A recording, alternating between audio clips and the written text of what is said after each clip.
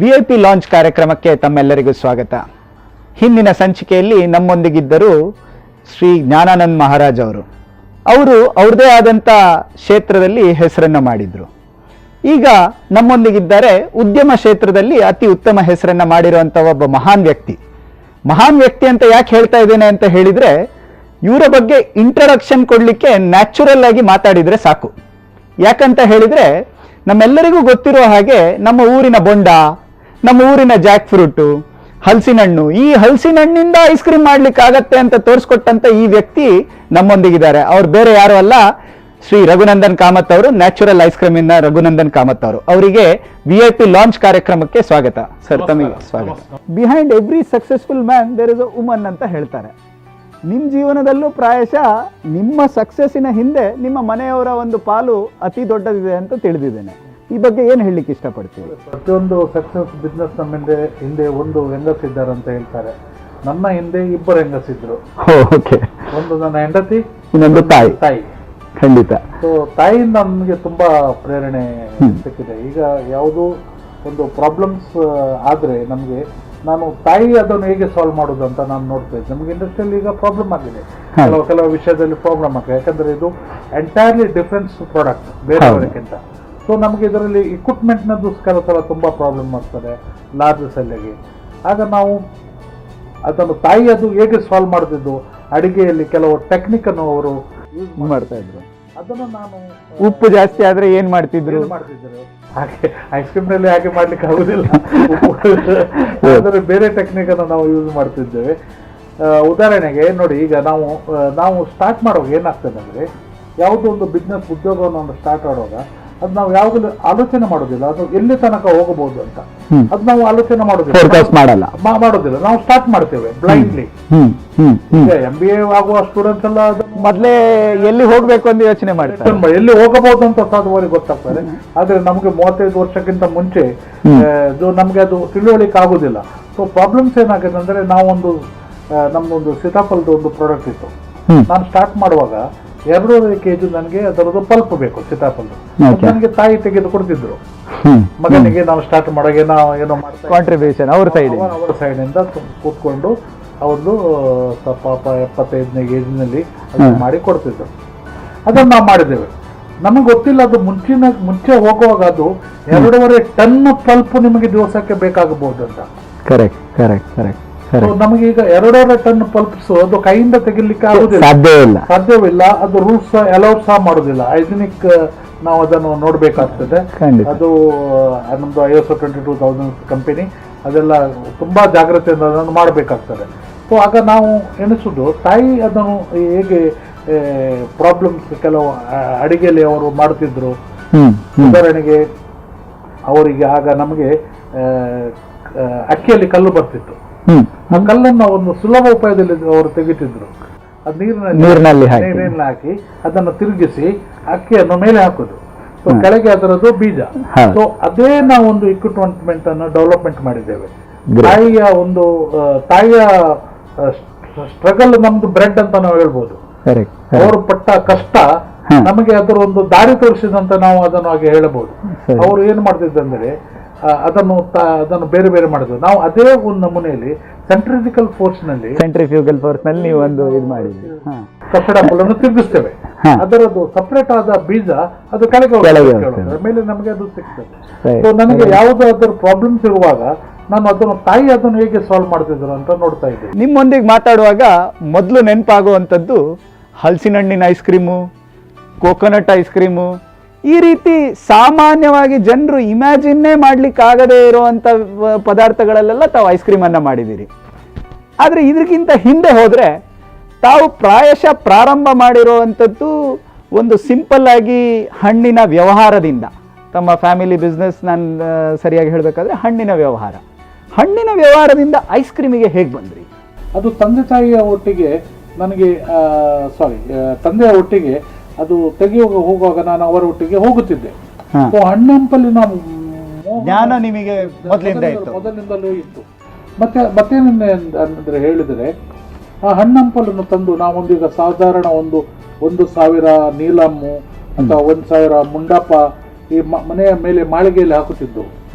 ಅದರಲ್ಲಿ ಒಂದು 2-3 ದಿವಸದಲ್ಲಿ ಅದರಲ್ಲಿ ಒಂದು 10-25 ಹಣ್ಣು ಮೊದಲ ಹಣ್ಣು ಆಗ್ತಿತ್ತು ಅದರಲ್ಲಿ. ಅದು ಮೊದಲು ಅದು ನಮ್ಗೆ ಸಿಗುತ್ತಿತ್ತು.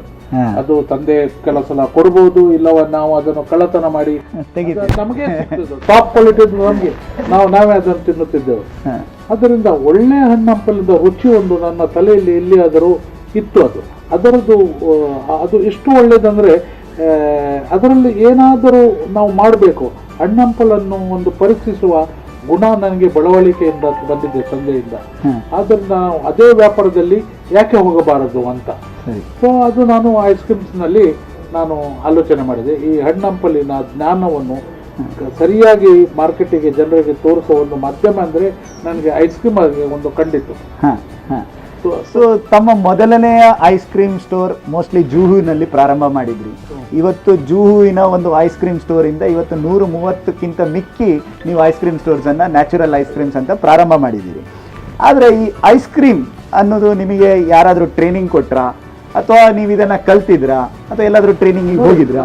ಫ್ಯಾಮಿಲಿ ಬಿಸ್ನೆಸ್ ಐಸ್ ಕ್ರೀಮ್ಸ್ ಇದು ಅಣ್ಣನವರದ, ಅವರೊಟ್ಟಿಗೆ ನಾನು ಇದ್ದೆ. ಅದರಲ್ಲಿ ಏನಾಗುತ್ತಿದೆ ಅಂದರೆ ನಾನು ಎಲ್ಲಕ್ಕಿಂತ ಚಿಕ್ಕವರು. ಸೊ ನಾನು ಐಸ್ ಕ್ರೀಮ್ ನಾಲೆಜ್ ನಾನು ಏನಾದರೂ ಹೇಳಿದ್ರೆ ನೀನು ಸುಮ್ಮನೆ ಕೂತ್ಕೊಳ್ಳು, ನೀನು ಮಾತಾಡಬೇಡ, ಮನೆಯಲ್ಲಿ ಎಲ್ಲಕ್ಕಿಂತ ಸಣ್ಣವನು, ನಾನು ಏನಾದರೂ ಅದರಲ್ಲಿ ನನ್ನ ಇನೋವೇಷನ್ ಅನ್ನ ತರಲಿಕ್ಕೆ ಕಷ್ಟ ಆಗುತ್ತಿತ್ತು. ಮತ್ತೆ ಫಿಲ್ಮಿಂಗ್ ಸಹ ಎಲ್ಲ ನೋಡ್ತಿದ್ದೆ ನಾನು. ಆ ಟೈಮ್ ಆರಾಧನಾ ಶಾಲೆಗೆ ಹೋಗುತ್ತಿರ್ಲಿಲ್ಲ ಫಿಲ್ಮ್ ನೋಡ್ಲಿಕ್ಕೆ. ಸೊ ಇವನೇನು ಹೇಳೋದು, ಇವನಿಗೇನು ಗೊತ್ತು ಅಂತ ನನ್ನನ್ನು ಕಡೆಗಾಣಿಸ್ತಿದ್ರು.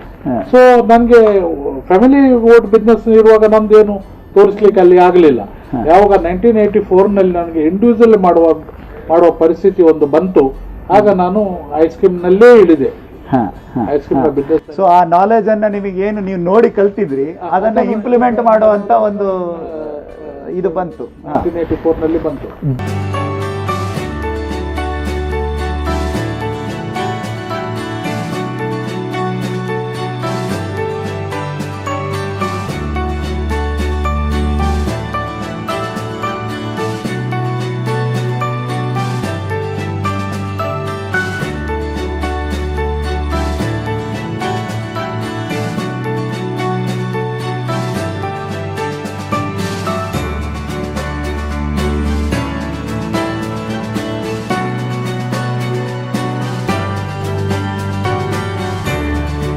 ನಂತರ ಯಾವ ರೀತಿ ಅದು ಬೆಳೀತು? ಜೂವಿನಂದರೆ ನಾನು ನನಗೆ ಜೂವಿನಲ್ಲಿ ನಾನು ಸೆಲೆಕ್ಟ್ ಮಾಡಲಿಕ್ಕೆ ಕಾರಣ ಏನಂದರೆ, ನನಗೆ ಜೂ ಸ್ಕೀಮ್ನಲ್ಲಿ ನಾನು ಸ್ಟಾರ್ಟ್ ಮಾಡಿದ್ದು ಮೊದಲು. ಅಲ್ಲಿ ಜೂ ಸ್ಕೀಮ್ನಲ್ಲಿ ನನಗೆ ಅಲ್ಲಿ ಫಿಲ್ಮ್ ಆ್ಯಕ್ಟರ್ಸ್ನವರದ್ದು ಒಂದು ಬಂಗ್ಲೆಗಳನ್ನೆಲ್ಲ ನೋಡೋ ಒಂದು ಶಾಕ್ ಇತ್ತು. ಸಂಜೆ ಟೈಮ್ ನನ್ನ ಡ್ಯೂಟಿ ಆದಮೇಲೆ ಸೈಕಲ್ ನಿಂತು ಜಸ್ಟ್ ಶತ್ರುಘ್ನ ಸಿನ್ಹಾ ಅವರ ಬಂಗ್ಲಾ ಎದುರಿಗೆ, ಅಮಿತಾಬ್ ಬಚ್ಚನ್ನ ಬಂಗ್ಲಾ ಎದುರಿಗೆ, ಹೇಮಮಾಲಿನಿ ಅವರ ಬಂಗ್ಲಾ ಎದುರಿಗೆ, ಮತ್ತು ಅಲ್ಲಿ ಯಶ್ ಚೋಪ್ರಾ ಅದನ್ನೆಲ್ಲ ಬಂಗ್ಲಾ ನೋಡುತ್ತಲೇ ಇರೋದು.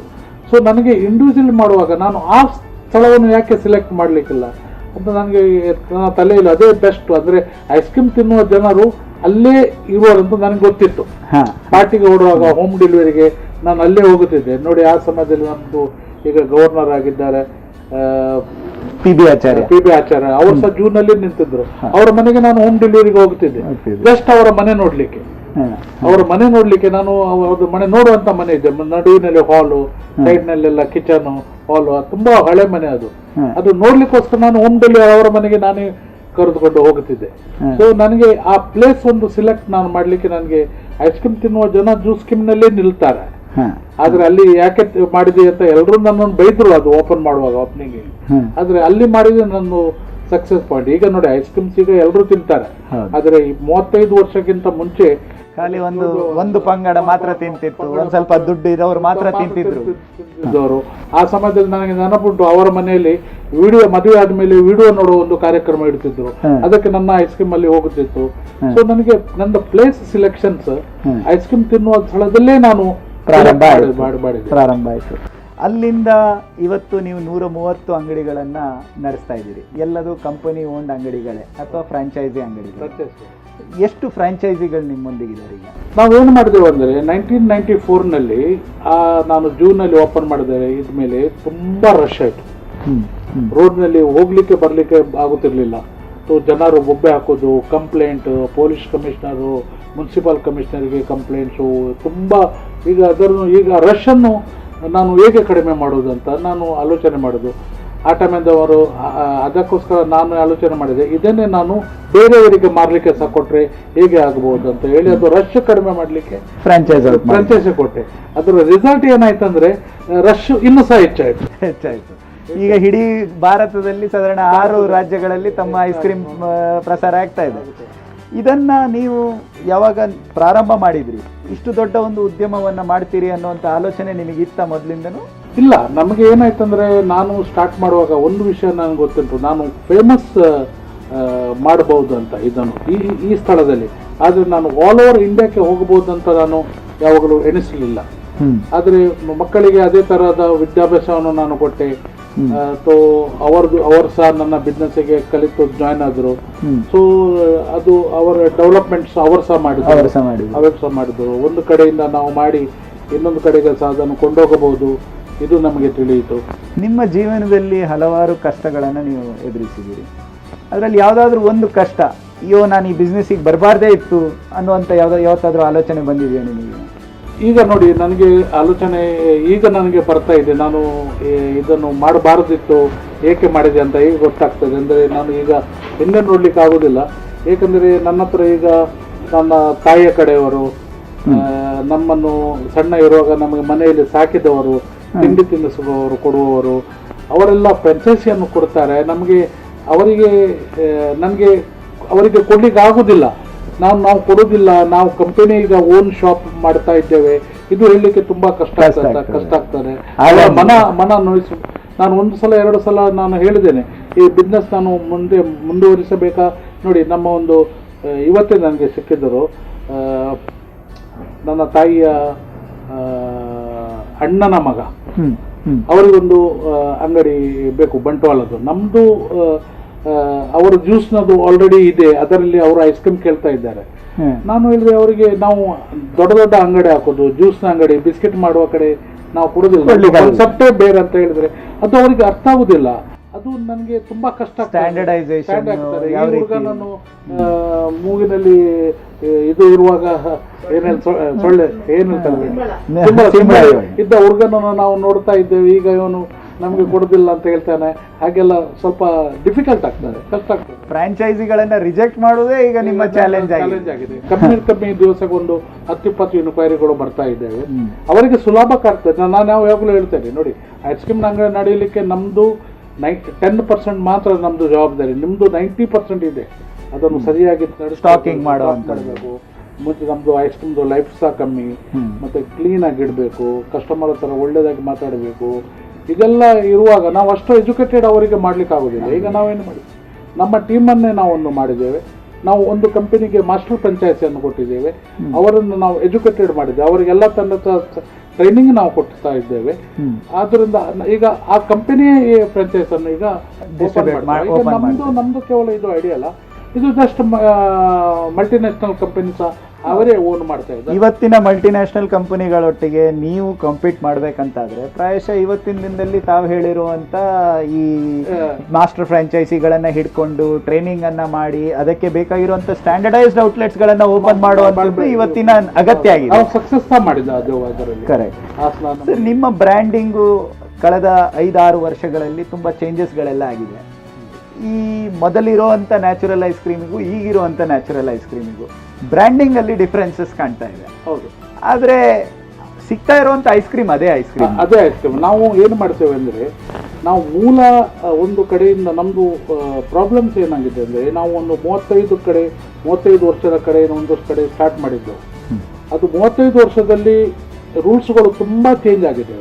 ನೀವು ಇದು ಮಾಡಬಾರ್ದು, ಅದು ಮಾಡಬಹುದು, ಹೀಗೆ ಮಾಡಬಹುದು, ಪ್ಯಾಕಿಂಗ್ನಲ್ಲಿ ಹೀಗೆ ಮಾಡಬೇಕು, ಇದರಲ್ಲಿ ಇದನ್ನೇ ಹಾಕಬೇಕು, ಅದನ್ನು ಹಾಕ್ಲಿಕ್ಕಿಲ್ಲ.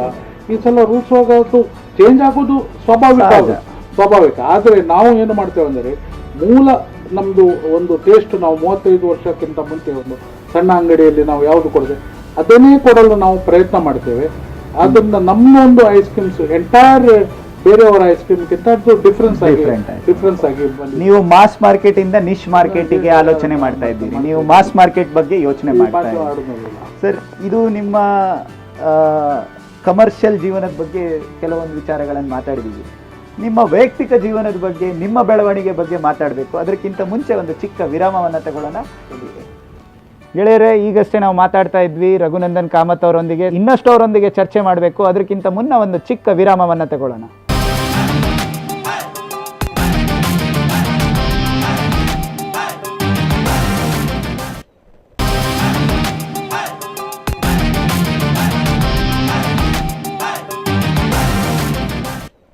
ವಿರಾಮದ ನಂತರ ತಮ್ಮೆಲ್ಲರಿಗೂ ಸ್ವಾಗತ. ಸರ್, ನಾವು ಈಗಷ್ಟೇ ಮಾತಾಡ್ತಾ ಇರೋ ಬಗ್ಗೆ, ಈಗ ನೀವು ಹಲವಾರು R&Dಗಳನ್ನು ಮಾಡಿದ್ದೀರಿ, ಹೊಸ ಹೊಸ ಮೆಷಿನ್ಸ್ಗಳನ್ನು ಐಸ್ ಕ್ರೀಮ್ ಉತ್ಪಾದನೆಗೋಸ್ಕರ ಪ್ರಯೋಜನಕ್ಕೆ ಮಾಡ್ತಾ ಇದ್ದೀರಿ. ಈಗ ಅದೇ ರೀತಿ ಹಲವಾರು ಜನ ಐಸ್ ಕ್ರೀಮ್ ಮಾಡ್ತಾ ಇದ್ದಾರೆ. ಅವ್ರದ್ದೆಲ್ಲ ಸ್ಟ್ಯಾಂಡರ್ಡೈಸ್ ಪ್ರೊಸೆಸಸ್ಗಳಲ್ಲುಂಟು. ನಿಮ್ಮ ಮೆಷಿನರಿಯನ್ನು ಮತ್ತೊಬ್ಬರು ಉಪಯೋಗಿಸುವಂಥದ್ದು ಆಗ್ತಾ ಇದೆಯಾ, ಅಥವಾ ನಿಮ್ಮ R&Dಯನ್ನು ಹಲವಾರು ಜನ ಉಪಯೋಗಿಸ್ತಾ ಇದ್ದಾರೆ? ನೋಡಿ, ಇದರಲ್ಲಿ ಮೆಷಿನ್ಸ್ ಮೇನ್ ಅಲ್ಲ. ಮೆಷಿನ್ ನಿಮಗೆ ಪುಸ್ತಕದಲ್ಲಿ ಸಿಗ್ತಾರೆ, ನೀವು ಕಲಿಬಹುದು. ಅದು ಶಾಲೆ ಕಾಲೇಜ್ನಲ್ಲಿ ಸಹ ನಿಮಗೆ ಕಲಿತಾರೆ. ಆದ್ರೆ ನೀವೊಂದು ದೃಢ ನಿಮ್ದು ಒಂದು ಇರಾದ ಆಗ್ಬೇಕು. ನಾನು ಛಲ ಇರಬೇಕು, ನಾನು ಈ ಪ್ರಾಡಕ್ಟ್ ಅನ್ನೇ ಕೊಡಬೇಕು, ಈ ಕ್ವಾಲಿಟಿಯಲ್ಲೇ ಕೊಡಬೇಕು.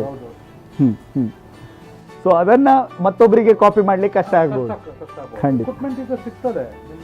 ಈಗ ನ್ಯಾಚುರಲ್ ಐಸ್ ಕ್ರೀಮ್ ಅಂತಾನೆ ನ್ಯಾಚುರಲ್ ಅಂತ ಇನ್ನೊಂದು 4-5 ಜನ ಬೋರ್ಡ್ ಹಾಕೊಂಡು ಬೇರೆ ಬೇರೆ ಅಂಗಡಿಗಳನ್ನು ಓಪನ್ ಮಾಡಬಹುದು. ಆದ್ರೆ ನಿಮ್ಮ ಕ್ವಾಲಿಟಿಯ ಐಸ್ ಕ್ರೀಮ್ ಅನ್ನ ಆ ಅಂಗಡಿಯಲ್ಲಿ ಇಟ್ಟು ನಿಮ್ಮದಂತೆ ಒಂದು ಪದಾರ್ಥವನ್ನು ಕೊಡ್ಲಿಕ್ಕೆ, ಒಂದು ಆ ಐಸ್ ಕ್ರೀಮ್ ಅನ್ನು ಒಂದು ನಮೂನೆ ಹಾಕಬೇಕಾದ್ರೆ ಸ್ಟ್ರಾಬೆರಿ, ಹಾಲು, ಸಕ್ಕರೆ ಇದನ್ನು ಯಾರು ಮಾಡಬಹುದು. ಆದ್ರೆ ಎಲ್ಲಿಯ ಸ್ಟ್ರಾಬೆರಿ, ಎಲ್ಲಿಯ ಹಾಲು, ಅದು ಮೇನ್. ಎಷ್ಟು ಕ್ವಾಂಟಿಟಿ ಅನ್ನೋದು ಕ್ವಾಂಟಿಟಿ ಕಲೀಲಿಕ್ಕೆ ಸಿಗ್ತದೆ. ಆದ್ರೆ ಸ್ಟ್ರಾಬೆರಿ ಒಂದು ಊರಿನದ್ದು ಸಿಲೆಕ್ಟ್ ಮಾಡೋದು, ಯಾವ ಊರಿನದ್ದು ಸೀತಾಫಲ ಬೇಕು, ಯಾವ ಊರಿನದ್ದು ಸಿಯಾಳ ಬೇಕು, ಯಾವ ಊರಿನದ್ದು ಮಾವಿನಕಾಯಿ ಬೇಕು. ಬಟ್ ಅಷ್ಟು ಮಾಸಲ್ಲಿ ನಿಮಗೆ ಆ ಊರಿಂದ ಸಿಗ್ತದೆ. ನಾವು ತಯಾರಿಸ ಮಾಡ್ತೇವೆ. ಈಗ ನಾವು ಹಾಲಿನವರ, ನಮ್ದು ಹಾಲು 20-25 ಸಾವಿರ ಲೀಟರ್ ಹಾಲು ಕೊಡ್ತಾರೆ, ಒಬ್ಬನೇ ಸಪ್ಲೈಯರ್. ಅವನಿಗೆ ನಾವು ಡೆವಲಪ್ಮೆಂಟ್ ಮಾಡಿದ್ದೇವೆ, ಟೆಕ್ನಾಲಜಿ ನಾವು ಕಲಿಸ್ತೇವೆ ಅವರಿಗೆ. ಇದು ಫ್ರಾನ್ಸಿನ ಟೆಕ್ನಾಲಜಿಯಲ್ಲಿ ನಮ್ಮವರು ಹಾಲು ತಯಾರು ಮಾಡ್ತಾ ಇದ್ದಾರೆ. ಅದರ ರಿಸಲ್ಟ್ ಏನಾಯ್ತು ಅಂದ್ರೆ, ಏಷ್ಯಾದಲ್ಲಿ ದೊಡ್ಡದು ಒಂದು ಏನಾಗ್ತದೆ ಗೋಶಾಲೆಯ ಡೈರಿ ಆಯ್ತು ಒಂದು. ಸೊ ಅದು ನೋಡ್ಲಿಕ್ಕೆ ಜನ ಬರ್ತಾರೆ. ಸೊ ನಮಗೆ ಅದನ್ನೆಲ್ಲ ಡೆವಲಪ್ಮೆಂಟ್ಸ್ ಮಾಡಬೇಕು. ಸೊ ನೀವು ನಿಮ್ಮದು ಮಾತ್ರ ಅಲ್ಲ, ಅದೇ ರೀತಿ ನಿಮ್ಮ ವೆಂಡರ್ಗಳನ್ನು ಡೆವಲಪ್ ಮಾಡೋ ದೃಷ್ಟಿಯಲ್ಲಿ ಕೆಲಸವನ್ನು ಮಾಡಿದ್ದೀವಿ. ಸರ್, ಇವತ್ತು ನಿಮ್ಮ ಉದ್ಯಮದಲ್ಲಿ ನಿಮ್ಮೊಂದಿಗೆ ನಿಮ್ಮ 2 ಮಕ್ಕಳು ಸೇರ್ಕೊಂಡಿದ್ದಾರೆ. ಈಗ ಮಕ್ಕಳು ಉದ್ಯಮಕ್ಕೆ ಸೇರಿಕೊಂಡ ನಂತರ ನಿಮ್ಮ ಡೆವಲಪ್ಮೆಂಟು ಇನ್ನಷ್ಟು ವೇಗದಲ್ಲಿ ನಡೀತಾ ಇದೆ. ನಿಮ್ಮ ಮತ್ತು ಅವರ ಕಲ್ಪನೆ ಒಂದೇ ರೀತಿ ಇದೆಯಾ? ಒಂದೇ ರೀತಿ ಹೋಗ್ಲಿಕ್ಕೆ ಸಾಧ್ಯ ಆಗತ್ತಾ? ನೋಡಿ, ಏನಾಗ್ತದೆ ಅಂದರೆ, ಇವತ್ತಿನ ಮಕ್ಕಳು ಬಿಸ್ನೆಸ್ನಲ್ಲಿ ಜಾಯಿನ್ ಆಗುವಾಗ ನಮ್ಮ ಮನೆಯಲ್ಲಿ ಮೊಟ್ಟ ಮೊದಲು ಜಗಳ ಆಗಬೇಕು. ಅವ್ರು ಹೇಳೋದು ನನಗೆ ಅರ್ಥ ಆಗುದಿಲ್ಲ, ನಾನು ಹೇಳೋದು ಅವರಿಗೆ ಅರ್ಥ ಆಗುದಿಲ್ಲ. ಅದರ ಒಟ್ಟಿಗೆ ಮಕ್ಕಳ ಒಟ್ಟಿಗೆ ಅವರ ತಾಯಿ ಸಾವಿರ ಒಟ್ಟಿಗೆ ನಾನು ಒಬ್ಬನೇ ಆಗ್ತೇನೆ ಮನೆಯಲ್ಲಿ. ಈ ಪರಿಸ್ಥಿತಿ ನಮ್ದು ಬಂತು. ಆದ್ರೆ ಮಕ್ಕಳು ಹೇಳುದು ಕಡೆಗೆ ನನಗೆ ಅರ್ಥ ಆಗುತ್ತೆ. ಅವರು ಕಲಿತ ನೀವು ಅಡ್ಜಸ್ಟ್ ಆಗಿ, ನಾನು ಅಡ್ಜಸ್ಟ್ ಆಗಿದ್ದೆ.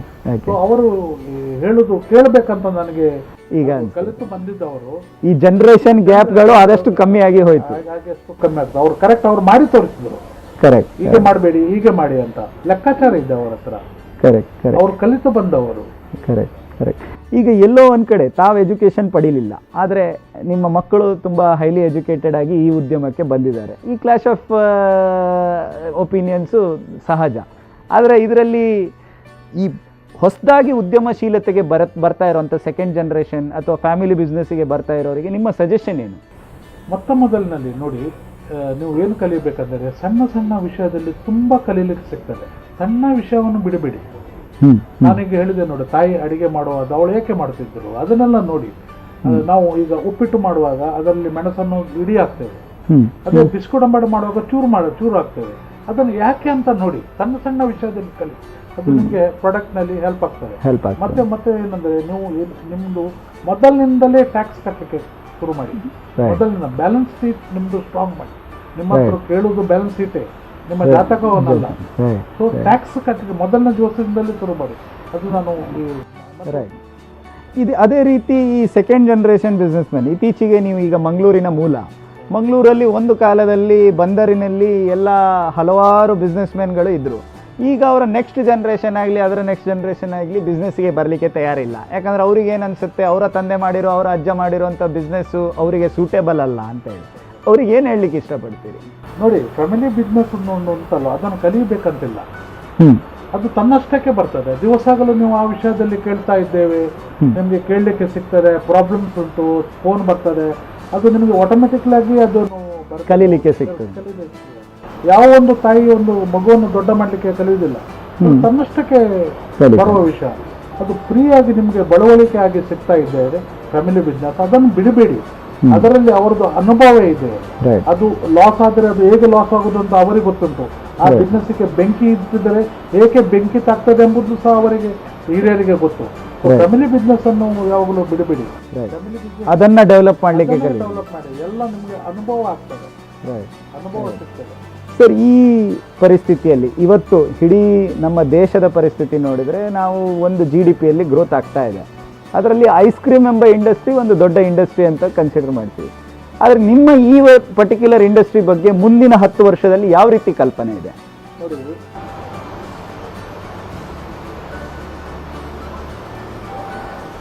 ಇಷ್ಟೇ ಹೇಳ್ಬೋದು, ಒಳ್ಳೆ ಪ್ರಾಡಕ್ಟಿಗೆ ಚಾನ್ಸ್ ಇದೆ, ತುಂಬಾ ಚಾನ್ಸ್ ಇದೆ. ಜನರು ಹುಡುಕಿ ಬರ್ತಾರೆ, ನಾವು ಹುಡುಕಿ ಹೋಗ್ಬೇಕಂತಿಲ್ಲ, ಜನರು ಹುಡುಕಿ ನಿಮ್ಮದು ಪ್ರಾಡಕ್ಟ್ ಅನ್ನು ಒಳ್ಳೇದು ಮಾಡಿ. ತಾಯಿ ನಿಮ್ದು ಪ್ರಾಡಕ್ಟ್ ಅನ್ನು ಮಾಡುವಾಗ ತಾಯಿಯ ಗುಣಧರ್ಮ ಇರಲಿ. ತಾಯಿ ಏನು ಮಾಡ್ತಾಳೆ ಒಂದು ಮಾಡುವಾಗ ಮಗುವಾಗ, ತಿನ್ನುವಂತ ಮಕ್ಕಳಿಗೆ ಒಳ್ಳೇದಿರಬೇಕು, ಬಿಸಿ ಇರಬೇಕು, ಒಳ್ಳೇದಿರಬೇಕು, ಪೌಷ್ಟಿಕ ಇರಬೇಕು, ಕ್ಲೀನೆಸ್ ಇರಬೇಕು. ಈ ಕಾನ್ಸೆಪ್ಟ್ ತಾಯದಿರ್ತದೆ. ಅದೇ ಕಾನ್ಸೆಪ್ಟ್ ಅನ್ನು ನೀವು ಗ್ರಾಹಕರಿಗೋಸ್ಕರ ಸಹ ತನ್ನಿ, ನೀವು ಸಕ್ಸಸ್ ಆಗ್ತೀರಿ.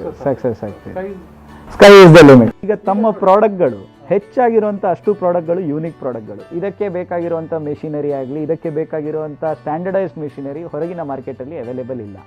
ಈಗ ನೀವು ಜಾಕ್ ಫ್ರೂಟ್ ಹೇಳಿದ್ರಿ, ಕೋಕೋನಟ್ ಹೇಳಿದ್ರಿ, ಇದನ್ನೆಲ್ಲ ಪ್ರೊಸೆಸ್ ಮಾಡಬೇಕಂತಾದರೆ, ಇದರ ಪಲ್ಪ್ ಕ್ರಿಯೇಟ್ ಮಾಡಬೇಕಂತಾದರೆ ಪ್ರಾಯಶಃ ಇದ್ರ ಹಿಂದೆ ಮೆಷಿನರಿ ಮೇಲೆಯೂ ನೀವು R&D ಮಾಡುವಂಥ ಅಗತ್ಯ ಇರ್ಬೋದು. ಇದನ್ನು ಹೇಗೆ ಫೇಸ್ ಮಾಡಲಿಕ್ಕೆ ಸಾಧ್ಯವೇ ಇಲ್ಲ. ಯಾಕಂದ್ರೆ ಒಂದು ನಾವು ಈಗ 100 ಫ್ಲೇವರ್ಸ್ ಅನ್ನು ಡೆವಲಪ್ಮೆಂಟ್ ಮಾಡಿದ್ದೇವೆ, ಬೇರೆ ಬೇರೆ ಹಣ್ಣು ಹಂಪಲದ್ದು. ನಾವು ಲೀಚಿ ಫ್ರೂಟ್ಸಿಗೆ ಯಾವ್ದು ಇಕ್ವಿಪ್ಮೆಂಟ್ ಮಾಡಿದ್ದೇವೆ ಅದು ಮಾವಿನ ಹಣ್ಣಿಗೆ ನಡೆಯುವುದಿಲ್ಲ. ಮಾವಿನ ಹಣ್ಣಿಗೆ ಯಾವ್ದು ಇಕ್ವಿಪ್ಮೆಂಟ್ ಡೆವಲಪ್ಮೆಂಟ್ ಮಾಡಿದೆ ಅದು ಕಸ್ಟರ್ಡ್ ಆಪಲ್ಗೆ ನಡೆಯುವುದಿಲ್ಲ. ಕಸ್ಟರ್ಡ್ ಆಪಲ್ಗೆ ಯಾವ್ದು ನಡೀತದೆ ಅದು ಸ್ಟ್ರಾಬೆರಿಗೆ ನಡೆಯುವುದಿಲ್ಲ. ಸೊ ಪ್ರತಿ ಒಂದರಲ್ಲಿ ನಮಗೆ ತಾಯಿ ಹೇಗೆ ಮಾಡ್ತಿದ್ರು ಅದನ್ನು ನಾವು ಈಗ ಐಡಿಯಾವನ್ನು ನಾವು ಆ ಐಡಿಯಾದಿಂದಲೇ ಡೆವಲಪ್ ಮಾಡಿದ್ವಿ. ಈಗ ನೋಡಿ, ಉದಾಹರಣೆ, ಅವರು ಕೆಲವು ವೆಜಿಟೇಬಲ್ಸ್ ಸಿಪ್ಪೆ ತೆಗಿತಾರೆ, ಕೆಲವರದ್ದು ತೆಗೆಯುವುದಿಲ್ಲ. ಆ ಟೆಕ್ನಿಕನ್ನು ನಾವು ಯೂಸ್ ಮಾಡ್ತೇವೆ. ಯಾಕಂದರೆ ಸಿಪ್ಪೆ ತೆಗೆದ್ರೆ, ಈಗ ನೋಡಿ ನಾವು ನಮ್ದು ಇದು ಇರ್ತದೆ ನೋಡಿ, ಸೌತೆಕಾಯಿದು ಸಿಪ್ಪೆ ನಾವು ತೆಗೆಯುವುದಿಲ್ಲ. ಸೌತೆಕಾಯಿದು ಸಿಪ್ಪೆ ತೆಗೆದ್ರೆ ಅದು ಹೀರಿ ಹೋಗ್ತದೆ, ಮೆಲ್ಟ್ ಆಗ್ತದೆ. ಸೊ ಆ ಟೆಕ್ನಿಕನ್ನು ಸಹ ನಾವು ಇದು ಮಾಡ್ತೇವೆ. ಮತ್ತೆ ಕೆಲವು ಸಲ ನಾವು ನಮ್ಮ ತಾಯಿಯವರು ಅದಕ್ಕೆ ಒಗ್ಗರಣೆ ಕೊಟ್ಟ ಮೇಲೆ ಅವರು ಯಾವಾಗಲೂ ಅದನ್ನು ತಿರುಗಿಸಲಿಲ್ಲ, ಕೆಲವೊಂದು ಅದನ್ನು ಮೇಲೆ ಕೆಳಗೆ ಮಾಡ್ತಿರ್ಲು. ಸೊ ಆ ಟೆಕ್ನಿಕ್ಸ್ ನಮ್ಮ ಐಸ್ ಕ್ರೀಮ್ ನಲ್ಲಿ ಬಂದಿದ್ದೇವೆ. ಈಗ ಎಕ್ಸಾಂಪಲ್ಗೆ ಮಾವಿನ ತುಂಡು ಹಾಕ್ತೇವೆ ನಾವು ಸೀಸನ್ ನಲ್ಲಿ, ಅದು ಐಸ್ ಕ್ರೀಮ್ ಆದ ಮೇಲೆ ಹಾಕಿ ಅದಕ್ಕೆ ಮತ್ತೆ ಅದನ್ನು ಮೆಲ್ಲ ತಿರುಗಿಸುವುದು. ಅದು ಮೊದಲು ಹಾಕಿದ್ರೆ ಅದು ಇದು ಆಗ್ತದೆ, ಜಾಸ್ತಿ ಆಗ್ತದೆ. ಉದಾಹರಣೆಗೆ ನಾವು ಇನ್ನೂ ಸಹ ತುಂಬಾ ನೆನಪುಂಟು, ಒಮ್ಮೆ ಹಾಲು ಮೇಲೆ ಬಂತು. ಹಾಲು ಮೇಲೆ ಬಂದಾಗ ಅಮ್ಮನ ಹತ್ರ ನೀರಿರಲಿಲ್ಲ, ಅವ್ರ ಬಾಯಿಂದ ಮಾಡಿ ಅದನ್ನು ಆ ಟೆಕ್ನಿಕ್ ಅನ್ನೇ ನಾವು ತಂದಿದ್ದೇವೆ. ಹಾಲು ಮೇಲೆ ಬರುವಾಗ ಅಲ್ಲಿ ಮೇಲಿಂದ ಗಾಳಿ ಬಂದು ಈ ಗಾಳಿ ಅದರಲ್ಲಿ ಬರ್ತಾ ಇರುತ್ತೆ, ಅದರಿಂದಾಗಿ ಅದು ಜಾಸ್ತಿ ಹೀಟ್ ಪಾಯಿಂಟಿಗೆ ಹೋಗುತ್ತೆ ಮತ್ತೆ ಅದು ಕೆಳಗೆ ಸಹ ಅದು ಇಳಿತದೆ. ಅವರು ಅಡಿಗೆ ಮಾಡುವಾಗ ಒಂದು ನೆಕ್ಸ್ಟ್ ಮಾಡುವುದೊಂದು ಪಾತ್ರೆಯನ್ನು ಬರಿಗೆ ಇಡ್ತಿದ್ರು. ಸೊ ನಮ್ದೀಗ ಬಿಸಿ ಹಾಲನ್ನು ನಾವು ಅದೇ ಟೆಕ್ನಿಕ್ ನಲ್ಲಿ ತಣ್ಣಗ ಮಾಡ್ತೇವೆ, ತಣ್ಣಗಿದ್ದದ್ದು ಅದೇ ಟೆಕ್ನಿಕ್ ನಲ್ಲಿ ಬಿಸಿ ಮಾಡ್ತೀವಿ. ಇದೆಲ್ಲ ನಮ್ಮ ತಾಯಿಯಿಂದಲೇ ನಾವು. ಸರ್, ತಾವು ಕಲ್ತಿರೋದು 10ನೇ ತರಗತಿ. ಆ 10ನೇ ತರಗತಿಗೆ ಬರುವಾಗ ನೀವು ಹಲವಾರು ಬಾರಿ ಕಷ್ಟದಲ್ಲಿ ಪಾಸ್ ಆದ್ರಿ ಅಂತ ತಾವೇ ಹೇಳಿದ್ವಿ. ಆದರೆ 10ನೇ ತರಗತಿಯ ಒಬ್ಬ ಪಾಸ್ ಆದಂಥ ಹುಡುಗ ಇವತ್ತಿನ ದಿನ ಈ ಒಂದು ದೊಡ್ಡ ನ್ಯಾಚುರಲ್ ಐಸ್ ಕ್ರೀಮ್ ಎಂಬ ಎಂಪೈರಿನ ಮಾಲೀಕನಾಗಿ ಆಗಿದ್ದಾನೆ. ಇದ್ರ ಹಿಂದೆ ನನ್ನ ಪ್ರಕಾರ, ನೀವು ಈಗ ಹೇಳಿರೋ ಪ್ರಕಾರ, ನಿಮ್ಮ ತಾಯಿ ಮಾಡ್ತಾ ಇರೋದನ್ನೇ ನೀವು R&D ಆಗಿ ಉಪಯೋಗಿಸಿದ್ರಿ. ಮತ್ತು ಬೇರೆ ಏನು ಇನ್ಸ್ಪಿರೇಷನ್ ಇತ್ತು ತಮಗೆ? ಒಂದು ಸಣ್ಣ ಸಣ್ಣ ವಿಷಯದಲ್ಲಿ ನನಗೆ ಹೇಗೆ ಗೊತ್ತು ಅಂತ, ನಾನು 2-3 ಸಲ ಫೇಲ್ ಆಗೋದ್ರಿಂದ ಒಂದೇ ವಿಷಯವನ್ನು ಪ್ರತಿ ಸಲ ಅದನ್ನು ಕಲಿಸೋದ್ರಿಂದ ತಲೆಯಲ್ಲಿ ನನ್ನಲ್ಲಿ ರಿಜಿಸ್ಟರ್ಡ್ ಆಗಿದೆ. ಈಗ ಸಿಂಪಲ್, ಒಂದು ನಾನು ಗಾಳಿಗೆ ಭಾರ ಇದೆ, ನೀರು ತನ್ನ ಪಾತಾಳೆಯನ್ನು ಕಾಪಾಡುತ್ತದೆ, ನನಗೆ ಗೊತ್ತುಂಟು. ಅದನ್ನೇ ನಾವು ಯೂಸ್ ಮಾಡ್ತಾ ಇದ್ದೀವಿ, ಕಾಮನ್ ಸೆನ್ಸ್ ನಲ್ಲಿ ಅದನ್ನೇ ನಾವು ಟೆಕ್ನಿಕ್ ಅನ್ನು ಇದನ್ನು ಏನು ಗೊತ್ತುಂಟು ಅದನ್ನೇ ಟೆಕ್ನಿಕ್ ಅನ್ನು ಯೂಸ್ ಮಾಡೋದು. ಅವು ನ್ಯಾಚುರಲ್ ಅಂತ ಹೇಳಿದಾಗ ಖಾಲಿ ಯಾವುದೇ ಒಂದು ಎಡಿಟಿವ್ಸ್ ಯೂಸ್ ಮಾಡದೆ ಐಸ್ ಕ್ರೀಮ್ ಅನ್ನ ಮಾಡ್ತೀರಿ ಅಂತ ಹೇಳಿ, ಇದ್ರ ಹಿಂದೆ ಏನ್ ಸೀಕ್ರೆಟ್ ಇದೆ? ನೋಡಿ, ನಾನು ಮೊದಲು ಹೇಳಿದ್ದೀನಿ ನಿಮಗೆ, ಏನಾದರೂ ಡಿಫ್ರೆನ್ಸ್ ಮಾಡಬೇಕು ಅಂತ. ಸೊ ಅದು ನಾನು ಡಿಫ್ರೆನ್ಸ್ ಏನು ಮಾಡ್ಬೋದು ಈ ಪ್ರಾಡಕ್ಟ್ನಲ್ಲಿ, ನಾನು ಇದನ್ನಾಗಿ ಇದು ನ್ಯಾಚುರಲ್ ಆಗಿ ಕೊಡ್ಬೋದು ಈ ಪ್ರಾಡಕ್ಟ್ಸನ್ನು, ಅದು ನನಗೆ ತಲೆಗೆ ಹೋಯಿತು. ಬೇರೆಯವರು ಯಾರು ಮಾಡದ ಕೆಲಸವನ್ನು ಈ ಪ್ರಾಡಕ್ಟ್ ನಲ್ಲಿ ನಾವು ಮಾಡುವ ಅಂತ. ಅದು ರೆಡಿ ಮಾರ್ಕೆಟ್ ಇದೆ ಅದರದ್ದು, ಆದ್ರೆ ನಾವು ಬೇರೆ ತರಕದ್ದು ಅದನ್ನು ನಾವು ಮಾಡಿ ಜನರನ್ನು ಅಟ್ರಾಕ್ಟ್ ಮಾಡಿದ್ರಿ. ಆದ್ರೆ ನಿಮ್ಮ ಸಿಂಪ್ಲಿಸಿಟಿಯಲ್ಲಿ ಈಗ ನಾವು ಈಗಲೇ ಕೇಳಿರೋ ಹಾಗೆ ನೀವು ಮಾತಾಡ್ತಾ ಇರುವಂತದ್ದು ಫ್ರೂಟ್, ಮಿಲ್ಕ್ ಮತ್ತು ಶುಗರ್, ಈ ಮೂರೇ ವಸ್ತುಗಳಿಂದ ಇವತ್ತು ಇಷ್ಟು ದೊಡ್ಡ ಒಂದು ಎಂಪೈರ್ ಅನ್ನ ನೀವು ಮಾಡಿದ್ದೀರಿ. ಹೇಗೆ ಈ ಮೂರು ವಸ್ತು ಮಾತ್ರ ನಿಮಗೆ ಈ ಒಂದು ಹಲವಾರು ಫ್ಲೇವರ್ಸ್ ಗಳನ್ನ ಮಾಡೋದ್ರಲ್ಲಿ ಸಹಕಾರ ಕೊಡ್ತಾ ಇದೆ? ನೋಡಿ, ಮೂರೇ ವಸ್ತುವಿಂದ ಮಾಡುವಾಗ ನಮ್ಗೆ ಕೆಲವು ಪ್ರಾಬ್ಲಮ್ಗಳನ್ನು ನಾವು ಫೇಸ್ ಮಾಡ್ತಾ ಇದ್ದೇವೆ. ಯಾಕಂದ್ರೆ ಒಂದು ನಮ್ದು ಐಸ್ ಕ್ರೀಮ್ದು ಲೈಫ್ ಕೇವಲ 15 ದಿವಸ ಮಾತ್ರ. 15 ದಿವಸದೊಳಗೆ ಈ ಪ್ರಾಡಕ್ಟ್ ಅನ್ನು ಕನ್ಸ್ಯೂಮ್ ಮಾಡ್ಬೇಕು. ಹಿಂದಿಯಲ್ಲಿ ಹೇಳುದಾದ್ರೆ तीन चीज में बनाना मतलब बहुत पापड़ बेचना पड़ा हमको ಹೇಳ್ತಾರೆ.